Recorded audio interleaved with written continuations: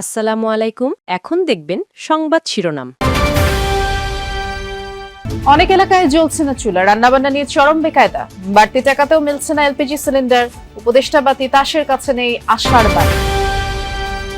Vote কেন্দ্রের নিরাপত্তা নিয়ে স্বাধীন কর্তৃত্ব চায় পুলিশ। আটকের পর থানা ঘেরাও করা হলে পরিস্থিতি নিয়ন্ত্রণ নিয়ে চিন্তা আইজিপির।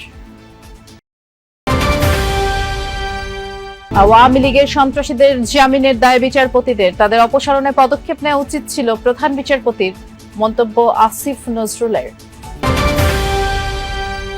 সরকার বিরোধী আন্দোলনে অগ্নিগর্ভ ইরান। পশ্চিমা গণমাধ্যমের দাবি প্রাণহানি ছাড়িয়েছে 2 শতাধিক, জড়িতদের মৃত্যুদণ্ড দেওয়ার হুমকি।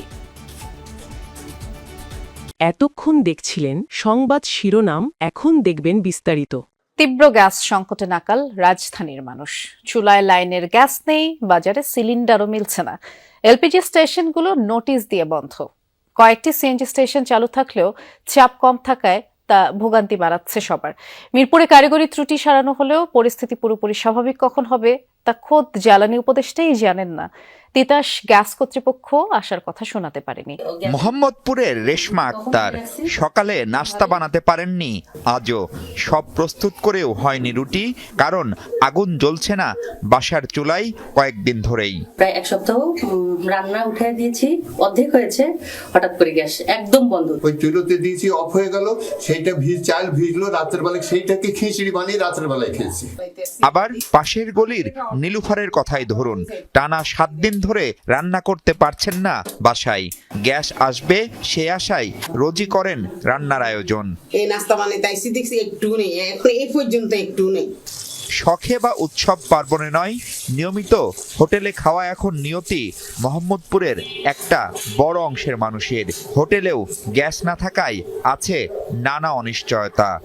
রেডি করে বসে আছি, এখন গ্যাস আসবে কিনা তাও তো নিশ্চয়তা নাই। রাতেও 1টা 2টা 3টার সময়ও চেক করা হচ্ছে উঠে, বাট কোনো সময়ই গ্যাস থাকছে না। কেবল মোহাম্মদপুর মিরপুরই নয়, দেশ জুড়েই চলছে ভয়াবহ গ্যাস সংকট। লাইনের গ্যাসে নানা সংকটের অজুহাত, আর বোতলজাত এলপি গ্যাস টাকা দিয়েও মিলছে না বাজারে। ফলে রান্নাবান্নার সঙ্গে অসুস্থ, বয়স্ক আর শিশুদের খাওয়া দাওয়ার সমস্যা প্রকট হচ্ছে রোজ। বাড়তি খরচের ধাক্কা সে তো আছেই। এখন যেটা হয়েছে সেটা তো একদমই মারাত্মক আকার। কি বলবো, 10টা থেকে 3টা 4টা পর্যন্ত একদমই গ্যাস থাকে না। সকালে নাস্তা বানাই, দুপুরে রান্না করি ইন্ডাকশন চুলাতে।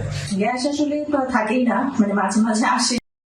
ত্রয়োদশ জাতীয় সংসদ নির্বাচনে কেন্দ্রের নিরাপত্তা নিয়ে স্বাধীন কর্তৃত্ব চায় পুলিশ। কারণ আটকের পর থানা ঘেরাও করা হলে সে সময় পুলিশের অথরিটি নিশ্চিত করা সম্ভব নয়। রংপুরে এই মন্তব্য করেছেন আইজিপি বাহারুল আলম। এদিকে সিলেটের স্থানীয় সরকার উপদেষ্টা আদিলুর রহমান খান জানিয়েছেন, ভোটের দিন আইন শৃঙ্খলা পরিস্থিতি নিয়ে কোনো দুশ্চিন্তা নেই। সিলেটের কেন্দ্রীয় বাস টার্মিনাল নাগরিক সুযোগ সুবিধা বাড়ানোর লক্ষ্যে টার্মিনালটি পরিদর্শন করেন স্থানীয় সরকার উপদেষ্টা আদিলুর রহমান খান। পরিদর্শন শেষে সাংবাদিকদের প্রশ্নের জবাবে উপদেষ্টা বলেন, ভোটের দিনে আইন শৃঙ্খলা পরিস্থিতি নিয়ে কোনো দুশ্চিন্তা নেই। উৎসবমুখর পরিবেশে নির্বাচন অনুষ্ঠিত হবে বলেও আশ্বস্ত করেন তিনি। দুশ্চিন্তার কোনো কারণ নাই, নির্বাচন অত্যন্ত আনন্দমুখর হবে। সবাই পরিবার পরিজন নিয়ে যারা ভোটার বয়স অনুযায়ী আছেন তারা একসঙ্গে যে ভোট দিবেন। উপদেষ্টা আরো বলেন, আগামী নির্বাচনের উল্লেখযোগ্য দিক হলো গণভোট। ছাত্র জনতার রক্তে লেখা জুলাই সনদে হ্যাঁ ভোট আসাটা জরুরি। নির্বাচন কমিশন ভোটে লেভেল প্লেইং ফিল্ড নিশ্চিতে ব্যবস্থা নিয়েছে বলেও জানান উপদেষ্টা আদিলুর। গণমাধ্যমের উপরে হামলা, গ্রেফতার এবং মব সন্ত্রাসে সরকারের ব্যর্থতার সমালোচনা করেছেন রাজনীতিবিদ, আইনজীবী ও সাংবাদিকরা। তাদের অভিযোগ, এমন ব্যর্থতার পরও দায় নিয়ে কোনো উপদেষ্টা পদত্যাগ করেননি। জবাবে আইন উপদেষ্টা বলেছেন, কয়েকজন উপদেষ্টা বিভিন্ন সময় পদত্যাগ করতে চেয়েছিলেন, কিন্তু পুরো দলের মনোবল ধরে রাখার স্বার্থেই প্রধান উপদেষ্টার অনুরোধে তারা সেই সিদ্ধান্ত প্রত্যাহার করেন। রাজনৈতিক দল, মানবাধিকার এবং মত প্রকাশ নিয়ে সেন্টার ফর গভর্নেন্স স্টাডিজের সেমিনার। মতামত তুলে ধরেন রাজনীতিবিদ, আইনজীবী, সাংবাদিকরা। অন্তর্বর্তী সরকারের 2টা প্রায়োরিটি বিষয় সংস্কার এবং বিচার, যাই হোক এগুলো তো এখন প্রশ্নবিদ্ধ হয়েছে।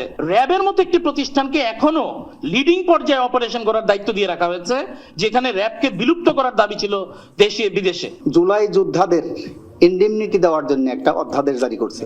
আমরা বলছি যে এটা খুবই নিন্দনীয়, এই ইনডেমনিটি কালচারটা সেটা রহিত করা দরকার। গণমাধ্যমকে অন্যায়ের প্রতিবাদে সরব হওয়ার আহ্বান জানান বক্তারা। এখন অনেক সাংবাদিক আছেন যারা 14 মাসে আটক হয়ে আছেন, সেটা নিয়ে আপনারা কি কথা বলতে চান না? আপনার সাংবাদিকরা যদি না কথা বলেন, কে কথা বলবে এটা নিয়ে? আচ্ছা, সবাই মিলে যদি বলেন, সবাইকে তো আর তকমা লাগাতে পারবেন না। বক্তারা সমালোচনা করেন আইন শৃঙ্খলা রক্ষায় সরকারের ব্যর্থতার। পুলিশ, সেনাবাহিনী তারা নীরব ভূমিকায়। আবার দু একজন উপদেষ্টা ফেসবুকে লেখছেন আমরা 4 ঘন্টা ধরে ট্রাই করছি, চেষ্টা করছি। What is this? আপনি সরকার, আপনি সরকারের দায়িত্বশীল ব্যক্তি, আপনি যদি বলেন 4 ঘন্টাও আমি নিয়ন্ত্রণে আনতে পারি নাই, দ্যাট মিনস আপনি ওই চেয়ারে থাকার যোগ্যতা হারিয়েছেন। সরকার তার আইন শৃঙ্খলা পরিস্থিতি নিয়ন্ত্রণ ব্যর্থ হয়ে সেটা মবের উপর চালিয়ে দিচ্ছে। সুষ্ঠু নির্বাচনের স্বার্থে নির্বাচন কমিশনকে কঠোর হওয়ার আহ্বান জানান তারা। রাজনৈতিক দলগুলো ইতিমধ্যে খুনাখুনিতে লিপ্ত হয়েছে, নির্বাচন সংশ্লিষ্ট সহিংসতা। দেশ জুড়ে ইন্টারনেট ব্ল্যাকআউট সত্ত্বেও বিক্ষোভ সহিংসতায় অগ্নিগর্ভ ইরান। শুক্রবার রাতভর গোটা দেশ উত্তাল ছিল সরকার বিরোধী স্লোগানে। আন্দোলনকারীদের মৃত্যুদণ্ড দেওয়ার হুঁশিয়ারি দিয়েছে সরকার। এদিকে ইরানে আবারও অভিযানের হুমকি দিয়েছেন মার্কিন প্রেসিডেন্ট ডোনাল্ড ট্রাম্প। ইন্টারনেট বন্ধের ঘটনায় নিন্দা জানিয়েছে জাতিসংঘ। এখন পর্যন্ত 65 জনের প্রাণহানির খবর পাওয়া গেলেও পশ্চিমা বিভিন্ন গণমাধ্যমের দাবি এই সংখ্যা 2 শতাধিক। শুক্রবার রাত তেহরানের সড়কে সড়কে অবস্থান লাখো জনতার। সরকার বিরোধী স্লোগান উত্তাল রাজপথ। আয়াতুল্লাহ আলী খামেনিকে স্বৈরাচার আখ্যা দিয়ে কামনা করা হচ্ছে তার মৃত্যু, তোলা হচ্ছে রাজতন্ত্র পুনঃপ্রতিষ্ঠার দাবি। দেশজুড়ে ইন্টারনেট ব্ল্যাকআউট সত্ত্বেও আন্দোলন যেন আরও তীব্র হয়ে উঠছে। এর মধ্যে যা ছড়িয়ে পড়েছে 31 প্রদেশের সবকটিতেই। বিক্ষোভ সহিংসতায় রীতিমতো রণক্ষেত্র ইরান। বৃহস্পতিবার একদিনেই 8 IRGC সদস্যের মৃত্যুর তথ্য দিয়েছে সরকার। হাসপাতাল সূত্রের বরাতে বিভিন্ন পশ্চিমা গণমাধ্যমের দাবি, নিরাপত্তা বাহিনীর গুলিতে প্রাণ গেছে 2 শতাধিক আন্দোলনকারীর। গ্রেফতার করা হয়েছে প্রায় 2500 মানুষকে। দাঙ্গায় জড়িতদের মৃত্যুদণ্ডের হুমকি দেওয়া হয়েছে সরকারের তরফ থেকে। আবারও বিদেশি ইন্ধনের অভিযোগ তুলেছে ইরানি পররাষ্ট্রমন্ত্রী। সরকার সমস্যা সমাধানের জন্য বিভিন্ন শ্রেণীর মানুষের সাথে যোগাযোগের চেষ্টা করছে। যুক্তরাষ্ট্র ও ইসরায়েল উভয়ই আনুষ্ঠানিকভাবে জানিয়েছে যে এই দাঙ্গায় তাদের হস্তক্ষেপ ও ভূমিকা রয়েছে। তারা শান্তিপূর্ণ বিক্ষোভকে দাঙ্গায় পরিণত করেছে। প্রতিদিনই ইরানের অভ্যন্তরীণ অস্থিরতায় হস্তক্ষেপের হুঁশিয়ারি দিচ্ছেন মার্কিন প্রেসিডেন্ট ডোনাল্ড ট্রাম্প। শুক্রবারও ইরানে হামলার ইঙ্গিত দিয়েছেন তিনি। ইরান বিরাট সমস্যায় রয়েছে।